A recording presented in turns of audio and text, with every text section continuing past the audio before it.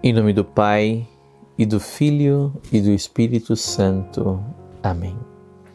Olá, queridos, é sempre uma grande alegria estarmos juntos. Sempre uma grande alegria compartilharmos desse grande tesouro da nossa fé, que é a doutrina católica, que é o magistério da Igreja, a tradição, a Sagrada Escritura. E hoje nós continuamos a meditar aquela carta que estamos refletindo do Papa Bento XVI, Salvos pela Esperança, Spe Salve. E hoje nós vamos falar de um dos últimos temas que ele aborda nessa carta, que é o purgatório, o estado intermediário, como ele mesmo diz. Eu achei bonito uma expressão de um monge beneditino, na verdade foi monge beneditino durante alguns anos e hoje é um fundador de uma comunidade francesa, Jovem Luz, na França, e é um grande escritor e um grande pregador, e ele dizia que o purgatório para ele é a Igreja da Misericórdia. É onde o golpe maior da misericórdia se manifesta sobre as pessoas, sobre as suas histórias, sobre a sua vida. Padre Daniel Ange.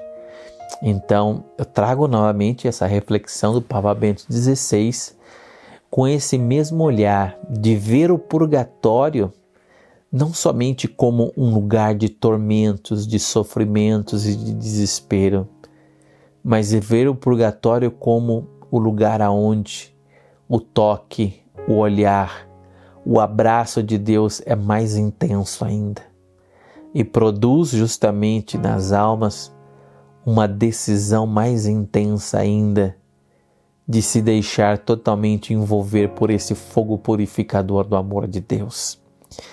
Então é com esse olhar que nós gostaríamos de falar sobre o purgatório. Talvez para muitos uma realidade inexistente. Talvez para alguns, que se dizem até mesmo seguidores de Jesus, algo do passado, algo antigo, algo ultrapassado. Porém, não é porque nós achamos isso ou aquilo, não é porque tomamos essa ou aquela opinião que de fato corresponde ao pensar, ao sentir e ao crer da Igreja. Muito pelo contrário, a Igreja continua a oferecer o que ela tem de melhor e ela continua fazendo crescer e aumentar a compreensão do que ela tem de melhor, que é a sua doutrina, que é o depósito da fé para nós também nos dias de hoje. Por isso nós ousamos sim falar sobre essa realidade do purgatório dessa Igreja da Misericórdia, aonde Deus continua golpeando as almas com o seu amor, purificando-as, preparando-as para esse encontro definitivo com Ele mesmo. Número 48, então, da Spe Salve. Começa a dizer o Papa: ainda um motivo que deve ser mencionado aqui, porque é importante para a prática da esperança cristã. No antigo judaísmo existe também a ideia de que se possa ajudar através da oração os defuntos no seu estado intermediário. Por exemplo, segundo Macabeus 12, de 38 e 45, obra do primeiro século a.C. A prática correspondente foi adotada pelos cristãos com grande naturalidade. É comum à Igreja Oriental e Ocidental. O Oriente não conhece um sofrimento purificador e expiatório das almas no além, mas conhece diversos graus de bem-aventurança ou também de sofrimento na condição intermediária. As almas dos defuntos, porém, pode ser dado alívio e refrigério, mediante a Eucaristia, a oração e a esmola. O fato de que o amor possa chegar até o além, que seja possível um mútuo dar e receber, permanecendo ligados uns aos outros por vínculos de afeto para além das fronteiras da morte, constitui uma convicção fundamental do cristianismo, através de todos os séculos e ainda hoje permanece uma experiência reconfortante. O Papa traz aqui 3 coisas que são importantes nesse estado intermediário, que intervém como uma força de purificação sobre as almas: a Eucaristia, a oração e a esmola. Sabemos, na Igreja Católica, em todas as missas, nós rezamos pelas almas dos fiéis defuntos. Rezamos por aqueles que faleceram. E rezar por aqueles que já faleceram é um ato de grande amor espiritual. Nos faz lembrar Santa Mônica, antes de morrer, quando ela dizia a Agostinho: eu te peço só uma coisa, que se lembre de mim quando estiveres diante do altar de Deus. Uma mãe que pedia a intercessão do seu filho, sacerdote, depois bispo, e pedia que esse gesto de amor, que esse ato de fé, que é um ato de amor, pudesse acompanhar também as orações de Agostinho.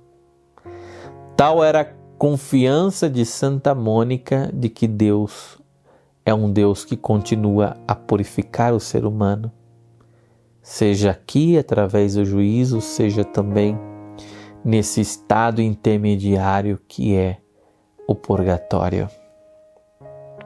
A oração, a nossa oração tem conexão, assim como a nossa esmola, com as almas do purgatório.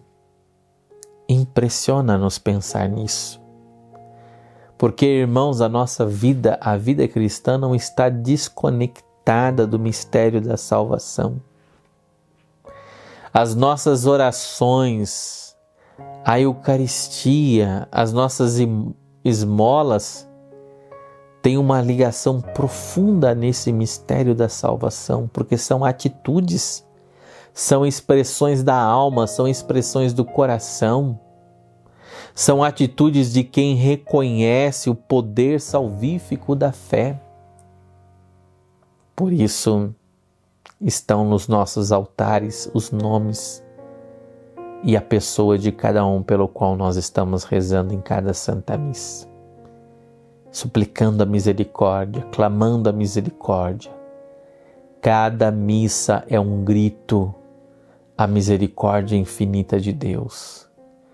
Cada missa é um suspiro a esse amor invencível e inabalável de Deus. Cada missa é justamente a repetição daquele grito do salmista: vinde, ó Deus, em meu auxílio, socorrei-me sem demora. É um pedido de ajuda, é um pedido de auxílio, é um pedido de socorro a Deus. Também as orações dos fiéis e tantas múltiplas orações, sejam elas espontâneas, sejam a leitura da palavra de Deus, seja as orações do Rosário do Terço, seja as adorações ao Santíssimo, ou seja, uma multiplicidade de formas de suplicarmos sobre nós e sobre os nossos já falecidos a misericórdia de Deus. E um outro ponto, a esmola. Que coisa tremenda aqui. A esmola age com uma força também de purificação. Pessoas que com um coração generoso são capazes de se desprender dos seus bens para investir na obra de Deus, para oferecer, para gerar um novo processo de salvação, de humanização, de apostolado, de missão, ou um projeto pastoral, ou um projeto, uma obra que tem como fim resgatar a vida de outras pessoas que estão passando por situações graves e delicadas. E a pessoa com o coração aberto, com a alma aberta, com uma disponibilidade de querer ver a obra de Deus acontecer, ali vai, ali deposita, ali confia numa organização religiosa, em projetos que a igreja mantém e ajudam a igreja com as suas forças, com a sua capacidade, com a sua inteligência, mas também com aquilo que é fruto do seu suor. Que maravilha! As esmolas. As esmolas. Santa Teresa, no livro da vida, narra a experiência que ela tinha com pessoas que doavam coisas para o convento. E ela via muitas dessas pessoas quando faleciam. Deus dava a graça de perceber que essas pessoas estavam sendo resgatadas, purificadas, e suas vidas estavam sendo preparadas para o encontro definitivo com Ele, porque foram capazes de viver não somente para si, mas foram capazes de desprender-se de coisas, de desprender o seu coração de certas seguranças, para contribuir na obra de Deus, através da missão do apostolado, mas através também de projetos onde o amor pelo outro se manifesta, onde a fé opera pela caridade.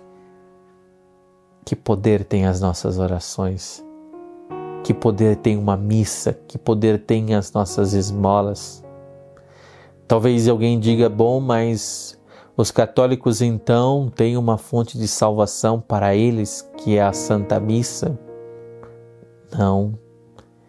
Quando a gente se lembra da Sexta-feira Santa, o único dia na igreja que não tem missa, mas aquelas orações nos fazem recordar o sentido de todas as missas, de todo o grito da igreja na oração, que é pela universalidade das pessoas, dos que creem, dos que não creem, dos que confiam, dos que passam por dificuldades, dos que confiam em Deus, mas não confiam em Cristo, até mesmo dos ateus. Nós rezamos pela salvação de todos e que todos cheguem ao conhecimento de Cristo. Nós, como católicos, não rezamos só pela nossa salvação. Nós rezamos pela salvação de cada pessoa.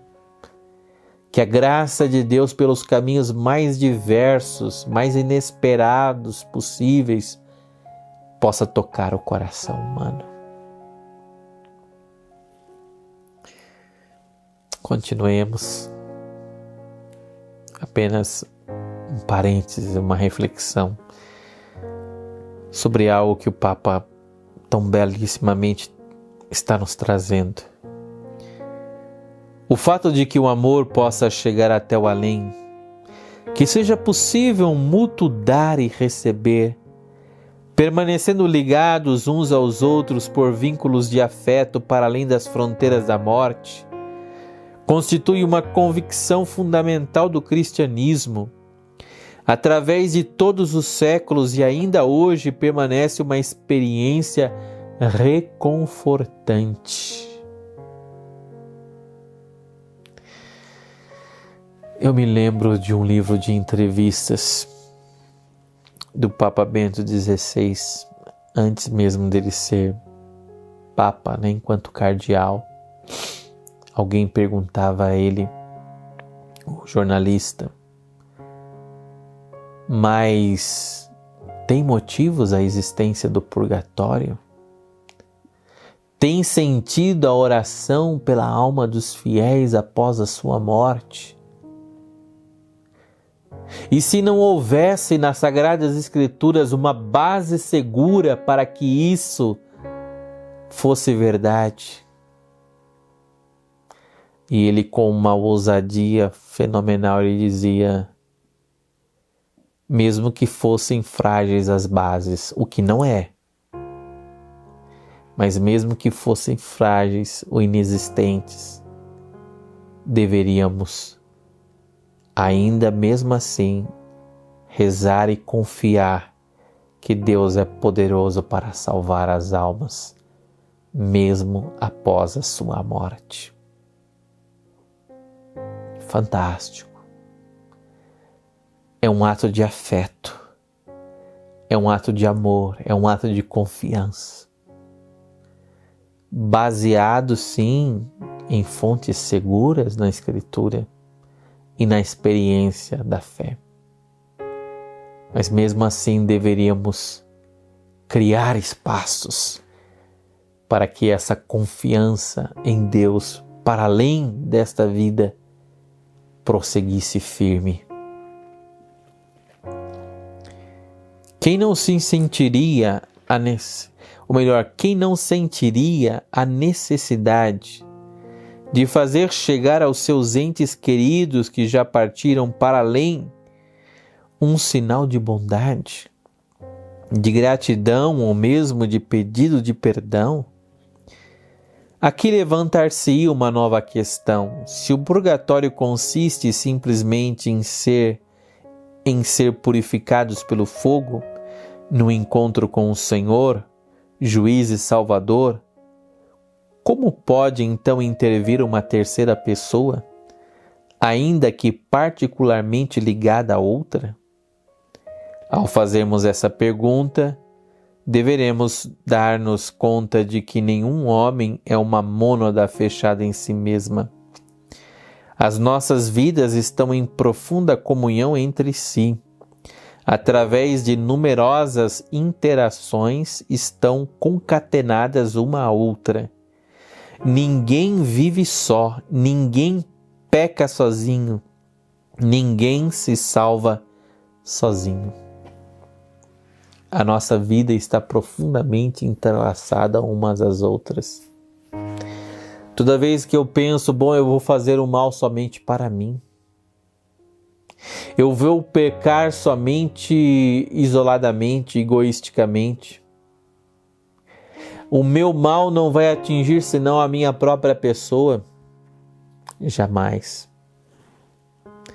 A nossa vida está conectada à vida dos outros. Se eu me firo, se eu restringo em mim a capacidade de amar, se eu restringo em mim a capacidade de crer, a capacidade de esperar, eu vou prejudicar quem está à minha volta, porque não me tendo inteiro, não me tendo completo, não me tendo realmente em fé, em esperança, em amor, o outro também é danificado com os estragos que talvez o mal, o pecado e determinadas situações tocam a minha vida. Nossa vida está concatenada à vida dos outros. Assim também a morte de alguém querido diz respeito a mim, diz respeito à minha vida, me atinge também. Então o amor que eu posso produzir pela oração, o amor que eu posso produzir pela Eucaristia, o amor que eu posso produzir através das minhas esmolas, é um amor que atinge também o meu irmão, mesmo que ele já tenha falecido. Que fé tremenda, que ultrapassa, que rompe a barreira do tempo e do espaço. A nossa fé não é uma fé que acredita que o outro, após a morte, se torne algo diferente, ou seja, revestido de uma outra personalidade, uma outra identidade, uma outra corporeidade, nada disso. Nós estamos falando de fé, estamos falando de eternidade, Estamos falando justamente desse momento em que a pessoa está diante do Senhor, em que a pessoa está num caminho de purificação, em que nesse estado intermediário Deus está Ele mesmo sendo juiz e sendo fogo, transformando aquela pessoa. Continuamente entra na minha existência a vida dos outros, naquilo que penso, digo, faço e realizo. E vice-versa, a minha vida entra na dos outros, tanto para o mal como para o bem. Deste modo, a minha intercessão pelo outro não é de forma alguma uma coisa que lhe é estranha, uma coisa exterior, nem mesmo após a morte. Nossa vida está entrelaçada. Aquilo que somos, aquilo que pensamos é a nossa história. O nosso modo de agir, o nosso modo de falar, às vezes, o nosso modo de pensar, dizem muito daquilo que são os nossos pais em nós. A nossa história, os nossos irmãos, os episódios da nossa vida, as nossas leituras, as nossas formações, as nossas informações, somos isso. Não somos um planeta gravitando em um universo particular. Nós somos na relação com os outros. E isso nos interfere. E tudo que fazemos, positivo ou negativamente, nos interfere, nos toca. Na trama do ser, o meu agradecimento a Ele, a minha oração por Ele pode significar uma pequena etapa da sua purificação. E para isso não é preciso converter o tempo terreno no tempo de Deus. Na comunhão das almas fica superado o simples tempo terreno. O tempo de Deus não é um tempo cronometrado, é o tempo de Deus. Sai fora da lógica humana.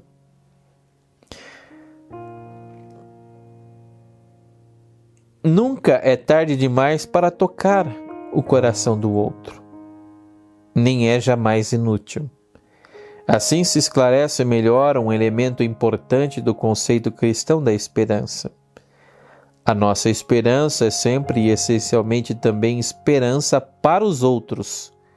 Só assim é verdadeiramente esperança para mim. Como cristãos, não basta perguntarmos-nos.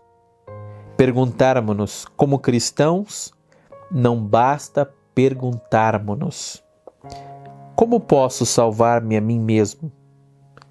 Deveremos antes perguntar-nos: o que posso fazer a fim de que os outros sejam salvos e nasça também para eles a estrela da esperança? Então terei feito também o máximo pela minha salvação pessoal. Maravilhoso o modo como o Papa vai terminando essa carta encíclica. Salvação não é somente um acontecimento pessoal, mas é um acontecimento que acontece nesse grande nó de relações, de intercomunicação que existe entre nós e as pessoas. Aqui, na temporalidade e fora dessa temporalidade. Peçamos ao Senhor que tenhamos no coração esse desejo de trabalhar para a salvação dos nossos irmãos, porque fazendo assim, trabalharemos também para a nossa salvação pessoal, enquanto trabalhamos para a salvação do todo. Com toda certeza, a parte que somos nós, no todo, também estará sendo salva para Deus. Que o Deus Todo-Poderoso te abençoe e continue te conduzindo com a sua graça, com o seu Espírito, a viver dessa esperança, dessa grande esperança que para nós já é redenção e que para nós já é caminho de fé e de salvação. Em nome do Pai, do Filho e do Espírito Santo. Amém.